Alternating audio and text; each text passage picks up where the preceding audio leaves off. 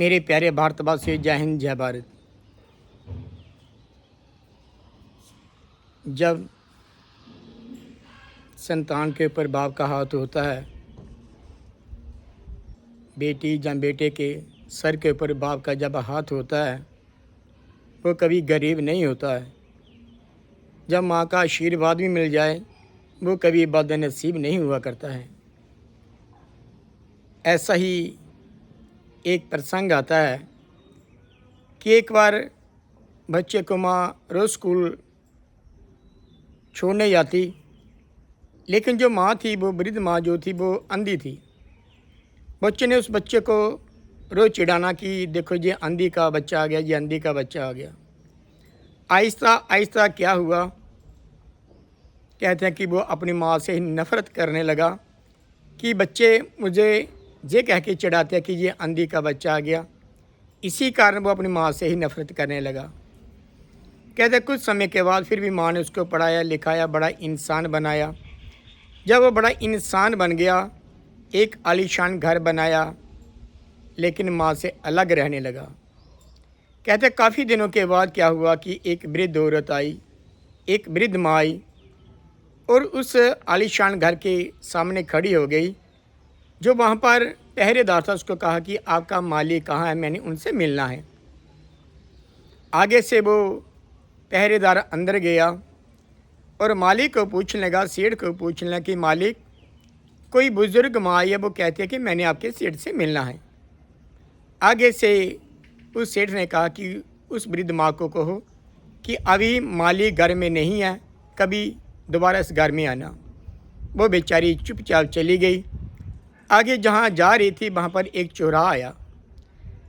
कहते हैं कि वो तो अंधी थी। उधर से एक गाड़ी आई, ज़ोरदार टक्कर लगी, उस वृद्ध माँ की मृत्यु हो गई। काफ़ी लोग इकट्ठे हो गए, ये कौन वृद्ध है, ये किसकी माँ है। लेकिन कहते हैं कि सभी लोग इकट्ठे हुए। उसके बाद वो सेठ भी बन तन के निकला, ऐनक डाली, गाड़ी में बैठा, वो भी उसी रास्ते पर जाने लगा। जो ही वहाँ पर पहुँचा, देखा कि जहाँ पर बहुत भीड़ है, कारण क्या है। गाड़ी से नीचे उतरा, दूर से देखा, वो कहने लगा कि ऐसा लग रहा कि जैसे मेरी माँ है। और नज़दीक गया, देखा तो पहचान गया कि ये मेरी ही माँ है। लेकिन है तो ये मेरी माँ, लेकिन इसने मुट्ठी बांध की, इसकी मुट्ठी में है क्या। कहते हैं इसके उपरांत क्या हुआ कि वो कहते हैं कि माँ के पास गया, नज़दीक गया तो माँ की मुट्ठी खोली। कहते हैं कि जब मुट्ठी खोली, उसमें एक पत्र लिखा था, लेटर लिखा था। उसमें ये लिखा था कि बेटा, मैं जन्म से अंधी नहीं थी। जब तू बच्चा था और बच्चों के साथ खेल रहा था, खेल खेल में तेरी दोनों आँखों में सरिया धंस गया और तेरी दोनों आँखों की रोशनी चली गई। मैं डॉक्टरों के पास लेके गई, उन सभी ने इनकार कर दिया। मैंने अर्ज़ोई की, अरदास की, प्रार्थना की, फिर भी वो डॉक्टर मान गए कि हाँ, इसका इलाज हो सकता है। लेकिन अगर कोई निरोग इंसान अपनी आंखें दान कर दे तो हो सकता है इसकी आंखों की रोशनी आ जाए। बेटा, मैंने यही सोचा कि मैंने सारी ज़िंदगी देखी है, अगर मैंने ये अपनी आंखें नहीं दी तो मेरे बेटे की ज़िंदगी में सारी उम्र अंधेरा रहेगा। इसी प्रकार से मैंने दोनों आंखें दे दी, लेकिन बेटा तेरा ऑपरेशन हुआ, तेरी आंखों की रोशनी आ गई। लेकिन बेटा, मैं जन्म से अंधी नहीं थी। अगर मैं अंधी थी, सिर्फ और सिर्फ मैं तेरे कारण थी।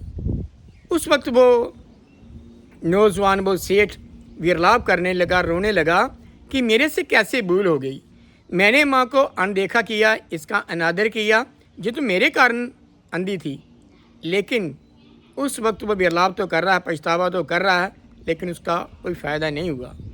इसी प्रकार से जीते जी अगर हम बुजुर्गों का मान करते हैं, सम्मान करते हैं और उनकी देख रेख करते हैं, तो हमें आशीर्वाद प्राप्त होगा।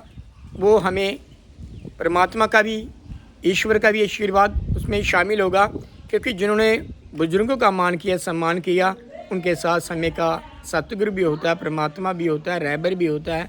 इन्हीं शब्दों के साथ हम ये प्रयास करें कि किसी बुजुर्ग का हम अनादर ना करें, इनका मान करें, इनका सम्मान करें। जय हिंद जय भारत।